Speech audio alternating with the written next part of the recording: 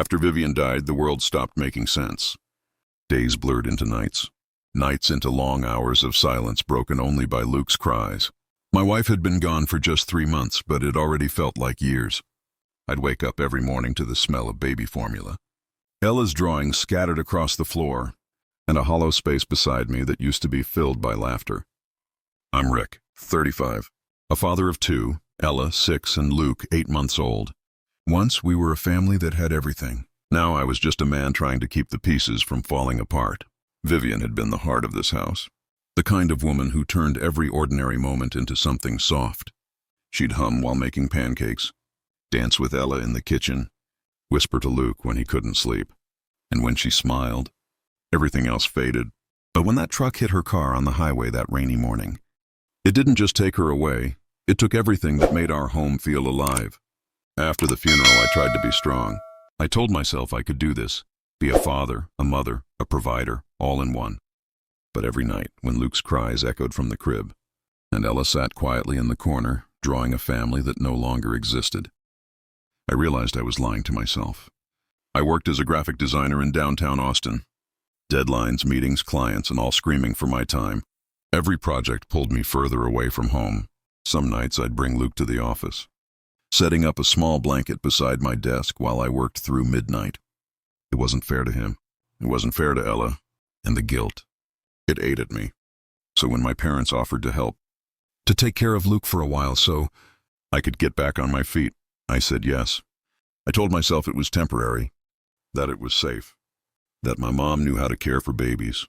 After all, she'd raised me. The first night without Luke in the apartment was unbearable.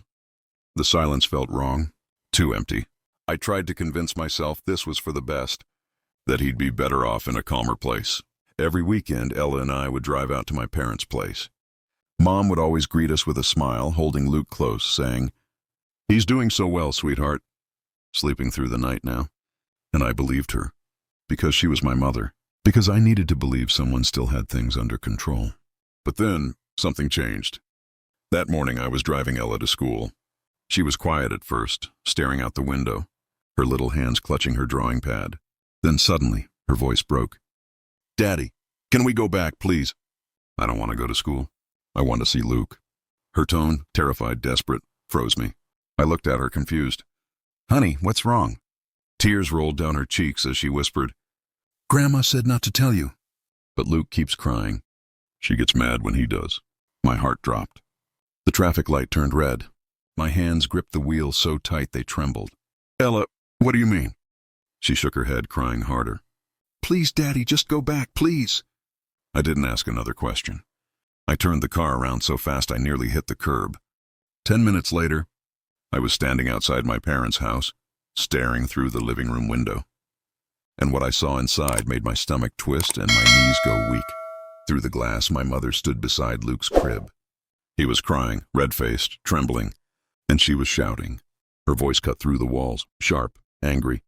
Nothing like the woman who used to sing lullabies when I was little. And then I saw her raise her hand. I didn't think, didn't breathe, didn't even blink. All I knew was I had to get to my son. The moment I saw my mother's hand rise, something inside me broke loose. I threw open the front door so hard it slammed against the wall, the sound echoing through the house. "Mom!" I shouted. She froze mid-motion, startled. Luke's cries filled the air, sharp and painful. His tiny fists were clenched, his face red, his body trembling. For a second, her eyes flickered with something I'd never seen before. Guilt, shock, or something darker? "Rick," she said, her voice shaking just enough to sound innocent. What are you doing here?" I stormed to the crib, my heart pounding like a war drum. I scooped Luke into my arms. He clung to me instantly, tiny fingers gripping my shirt as if he was terrified I'd disappear again. "What were you doing?" I demanded. "Why were you yelling at him?" Her lips parted, then pressed shut. She turned away, fiddling with the curtains. "You don't understand, Rick." He wouldn't stop crying. All night. I haven't slept in days. I stepped closer. "So you scream at a baby?" She snapped her head toward me. "Don't you dare talk to me like that." "You have no idea how hard this is. You left him with me, remember? Because I thought he was safe here." I interrupted. My voice cracked with anger and guilt. Luke whimpered in my arms, and I held him tighter. Every second I stood there, I realized how blind I'd been. Ella stood near the doorway, her small body trembling, clutching her drawing pad to her chest. "Daddy, she hit the crib," she whispered. "She hit it really hard." I turned toward my mom. "Is that true?" She didn't answer, just stared at the floor, her breathing uneven. "Mom," I said slowly, "tell me the truth." And then she looked up, not as my mother, but as someone completely different. Her face hardened, eyes cold. "You think you're the only one who's lost someone?" she said, voice low. "I lost Vivian too. I lost my daughter-in-law, my only friend in this house. You think you're the only one grieving?" I froze. This wasn't about Luke crying. This was something deeper, something buried. "Mom, I get that you're hurt, but—" "No," she cut me off. "You don't get it. She was everything I couldn't be. Perfect, smart, loving. Everyone adored her. Even you, Rick. Especially you. And when she died, you stopped seeing me." Her voice cracked mid-sentence. Her eyes glistened, but it wasn't from sadness. It was fury. "I took care of you. Of Ella. Of this house when you couldn't even stand up after the funeral. And how do you repay me? By accusing me of hurting your son?" I stepped back, holding Luke protectively. "You were hurting him, Mom." For a long, suffocating second, she just stared at me. Then slowly her face softened. The anger drained away, replaced by something hollow. "You should go," she said quietly. "Take them and go." "Mom!" "Go." Her voice was calm, almost distant, the kind of tone that makes you realize the storm isn't over. It's just moved somewhere you can't see. I grabbed Luke's diaper bag, took Ella's hand, and walked toward the door. My heart felt like it was splitting open. As I turned back one last time, she stood by the crib, motionless. And then she said something I'll never forget. "You think you're saving them, Rick. But you have no idea what Vivian told me before she died." The words hit me like ice water. I froze mid-step. What are you talking about?" She didn't answer, just turned away, eyes fixed on the window, voice low. "Go find her things. You'll understand then." The drive home felt endless. Every red light lingered too long. Every turn felt heavier. Ella sat in the back, silent, her tiny hand clutching Luke's blanket. Luke had finally fallen asleep, his soft breathing the only sound in the car. But inside me everything was chaos. My mother's last words echoed in my head like a haunting refrain. "Go find her things. You'll understand then." By the time I pulled into our apartment parking lot, my hands were shaking. I didn't know what she meant, what Vivian could have possibly told her. I put the kids to bed. Ella curled up beside Luke's crib, whispering to him, "It's okay, baby. Daddy's home now." That small sentence, it broke me. After making sure they were asleep, I went to the living room, to the closet I hadn't opened since Vivian's funeral. Her things were still there. The box with her handwriting on it, the perfume she used to wear, the notebook she carried to work. I sat on the floor, surrounded by her scent, her memories, her presence. My throat tightened. For the first time in months, I let myself cry, quietly, in the dark. When I lifted the box, something slipped out. A sealed envelope with my name written on it, in Vivian's handwriting. My heart stopped. "Rick." That's all it said. My fingers trembled as I tore it open. Inside was a letter dated 2 weeks before the accident. "Rick, if you're reading this," I probably didn't have the courage to say it out loud. "There's something I need you to know. Something about Luke, about your parents, and about me." I froze, my breath caught in my chest. She went on. "Your mom. She's been different with me lately. Kind on the surface, but distant. Almost watchful. I don't know why. But sometimes I feel like she resents me for how close we've become. How we run our home, how you always come to me for comfort. Maybe I'm overthinking. But something tells me she's keeping something from us. Something about Luke." My chest tightened. "Something about Luke?" "She offered to help me when I was pregnant. Said she wanted to be there for every doctor's visit. But there was one appointment I couldn't go to because of work. And she volunteered to go for me. Said she just wanted to check in. Later, she acted strange. Told me I should stop worrying. That some truths are better left unknown." I blinked, heart pounding. I'd never heard this story before. Vivian continued. "After that, I started noticing her behavior changing. She'd show up unannounced, rearrange Luke's things, act like she knew what was best for the baby even before he was born. I don't know if I'm being paranoid, but I have this feeling, deep down, That she knows something we don't. I dropped the letter. My vision blurred with tears and fear. What could my mother know? I reached into the box again, and my fingers brushed against a smaller sealed pouch, labeled Vivian Doctor's Records. Inside were medical papers, ultrasound results, notes. One of them had handwriting that wasn't Vivian's, it was my mother's. She had signed as a guardian on one of the documents. But there was something else, a folded hospital note from a clinic I'd never heard of. It said, DNA analysis inconclusive, further verification recommended. I felt my entire world tilt. My pulse roared in my ears. Inconclusive? What did that even mean? Was Vivian trying to tell me Luke wasn't mine? Or was my mother hiding something else? I sat there, surrounded by papers and questions, the silence pressing in from every direction. Then, the sound. A faint knock on the door. I turned my head slowly. It was nearly midnight. Another knock, louder. I stood, heart hammering, and walked to the door. My hands were slick with sweat as I opened it. And standing there under the dim hallway light was my father. His eyes looked tired, but not surprised. "Dad?" I whispered. He sighed, looking down, voice low. "Your mom shouldn't have said anything. But since she did, it's time you know the truth about that test." I stood frozen at the doorway. The hallway light buzzed faintly, flickering every few seconds, casting long shadows across my father's face.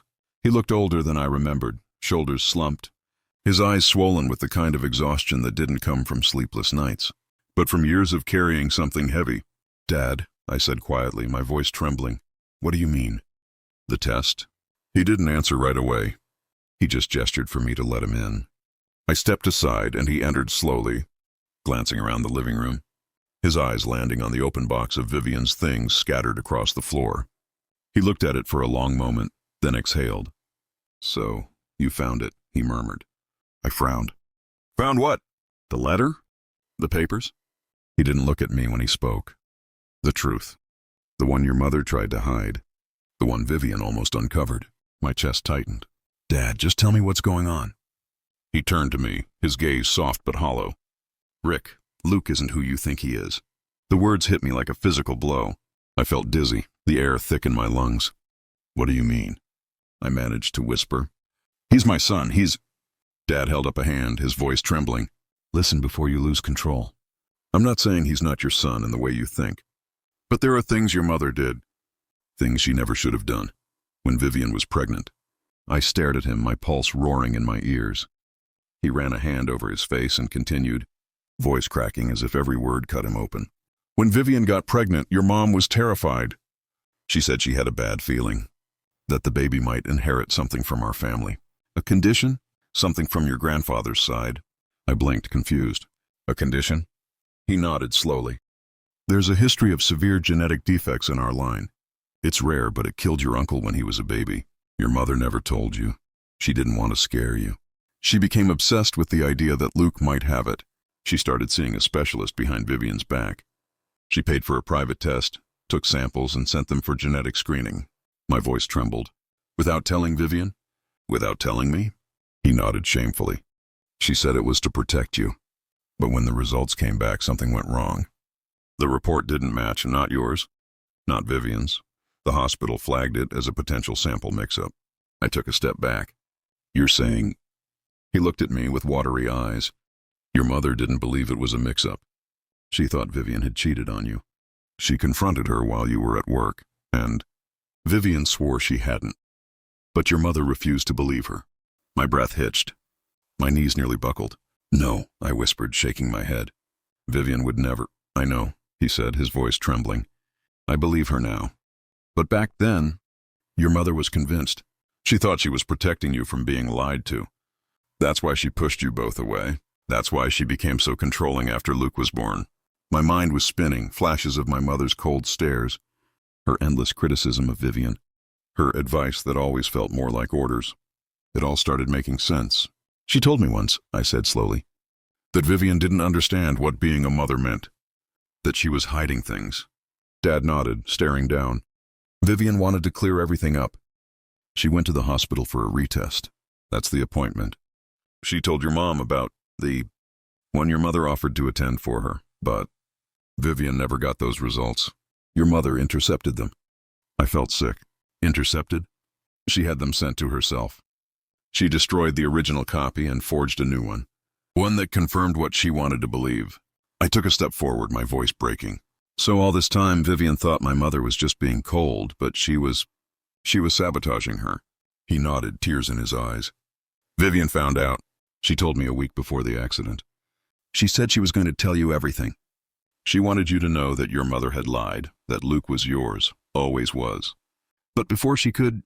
His voice cracked. He didn't have to finish. My chest ached. My hands trembled violently. She died, I whispered, the words barely leaving my lips. He nodded, his jaw tight. That's why your mother has been so protective over Luke. It's guilt. Rick, not love, guilt. She can't face what she did. That's why she didn't want you looking too closely. She thought she could make it right by taking care of him now. My stomach turned. The weight of years, the pain, the confusion, the anger, all collided inside me like a wave crashing down. I turned away, gripping the edge of the sofa to steady myself. So you both knew. You both let me think I failed Vivian, that she was keeping secrets. I wanted to tell you, he said quietly. But your mother, she wouldn't let me. She said she'd rather you hate her than know the truth. I stared at him, my eyes burning. Then she got what she wanted. There was silence, long and suffocating. Finally, he said, his voice barely a whisper. She's sick, Rick, her heart. She doesn't have long. That's why she said what she did earlier. She's trying to unburden herself before it's too late. I sank onto the sofa numb. My life, my marriage, my mother's love, all built on lies and guilt. Dad walked toward the door, pausing before leaving. Luke is your son, Rick. Don't let her lies steal that from you, too. When he was gone, I sat there in the stillness, surrounded by the wreckage of truth. The night was silent, until a soft cry echoed from the kids' room. I walked to Luke's crib and looked down at him, small, innocent, completely unaware of the storm around him. I touched his tiny hand. He gripped my finger instantly. And in that moment, one thing became painfully clear. Whatever my parents had done, whatever Vivian had suffered, I wouldn't let it touch him. Not again. Not ever. Morning came without light. The world outside my windows. Steady silence that except this time the storm was inside. I didn't sleep. Every time I closed my eyes, I saw Vivian, her soft smile, the way she looked at Luke like he was her miracle, and then my mother's face, layered with all the lies she built between us. By 7 a.m., I had already dressed Ella, packed her little backpack, and fed Luke his bottle. My movements were automatic, mechanical, like I wasn't even in my body. Ella looked up at me, her small voice cutting through the haze. Daddy, are we going back to Grandma's? Her question froze me mid-step. I knelt in front of her and brushed a strand of hair from her face. Not yet, sweetheart, but Daddy's going to talk to Grandma today, okay? You stay here with Luke and watch cartoons. I'll be right back. She nodded, but her eyes, those same blue eyes as Vivian, followed me with quiet worry. When I got in the car, my hands shook as I started the engine. My reflection in the rearview mirror didn't look like me. It looked like a man on the edge, of truth, of rage, of something he couldn't name. The drive to my parents' house felt shorter this time. Maybe because I wasn't afraid anymore. I was done guessing. When I pulled into their driveway, the sky began to drizzle, tiny drops hitting the windshield like faint taps. Through the living room window, I could see my mother sitting in her armchair. The same spot she always sat in when I was a boy. The same spot where she'd read bedtime stories and tell me that family was everything. Now that word tasted like ashes. I walked up to the door and rang the bell. It didn't take long. She opened it within seconds, as if she knew I was coming. Her eyes were tired, red-rimmed. Rick, she said quietly, I was hoping you'd come. I stepped inside without answering. The scent of lemon cleaner and old wood filled the air, but beneath it was something else. Guilt. The kind that seeped into walls and lingered. She followed me into the living room. I know your father told you, she said softly. He shouldn't have... Stop. The word came out sharper than I meant, but I didn't take it back. No more half-truths, Mom. You're going to tell me everything. From the beginning. She hesitated, her lips trembling, but then she sank back into the armchair like her body couldn't hold the weight anymore. I didn't mean for it to happen this way, she whispered. I just wanted to protect you. Protect me? I snapped. By lying to me? By destroying Vivian's trust? You broke her, Mom. You made her think she wasn't enough. You never liked her, did you? You made her feel like a stranger every time she walked into this house. She pressed her trembling hand to her chest. I was scared, Rick. When she got pregnant, I thought I'd lose you the same way I lost your uncle. I couldn't live through that again. When that first test came back, it said the blood samples didn't match. I thought it meant that she cheated, I finished bitterly. She nodded weakly. I didn't want to believe it. But I kept seeing little things, coincidences, and my mind twisted them into proof. When Vivian told me she was going to retest, I panicked. I thought she was covering it up, so I intercepted the results. I wanted to spare you the heartbreak. I clenched my jaw. You didn't spare me, Mom. You gave me heartbreak. Her voice cracked and tears rolled down her cheeks. When Vivian confronted me, I realized the truth, that I was wrong. She didn't yell or curse. She just looked at me and said, "You're going to ruin your son's life." And she was right. But before I could fix it, she was gone. Her words hung in the air like smoke. I sank onto the couch opposite her, the anger draining out of me, replaced by something colder, sadness. You could have told me, I said softly. You had years. You let me think she might have done something terrible.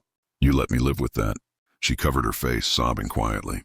I thought I could make it right by helping with Luke. I thought if I loved him enough, maybe God would forgive me. The rain outside grew heavier, streaking down the window in crooked lines. For a long moment, neither of us spoke. Then I said the words I'd been avoiding. Dad said you're sick. She nodded weakly, her voice faint. Heart failure. The doctor says I don't have much time. I wanted to die knowing you forgave me. I swallowed hard, staring at the floor. Forgiveness and the word tasted like glass. I looked up, meeting her trembling gaze. You don't need me to forgive you, Mom. You need to forgive yourself. But I can't pretend what you did didn't destroy us. She sobbed harder, her shoulders shaking. I stood, walking toward the door. My hand hesitated on the knob. You always said family is built on truth, I said quietly. But you built ours on lies. I won't let that poison touch Ella and Luke. As I opened the door, she whispered behind me, her voice barely audible. I loved you the only way I knew how. By trying to control what scared me, I stopped. My heart ached, but I didn't turn around. I just said, then maybe love isn't supposed to hurt this much, and walked out into the rain. The sky poured as I stood by the car, drenched, breathing hard, tears mixing with the storm. That was the moment. I realized, sometimes forgiveness isn't about saying it's okay. It's about walking away from what isn't. Days passed, but the air around me still felt heavy. Every night after I'd put Ella and Luke to bed, I'd sit alone in the dark, staring at the faint reflection of myself in the living room window.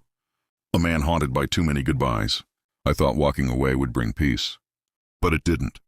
Instead, it left an ache, the kind that hums quietly beneath your skin, refusing to fade. Then one Friday evening, while I was making dinner, my phone rang. Unknown number.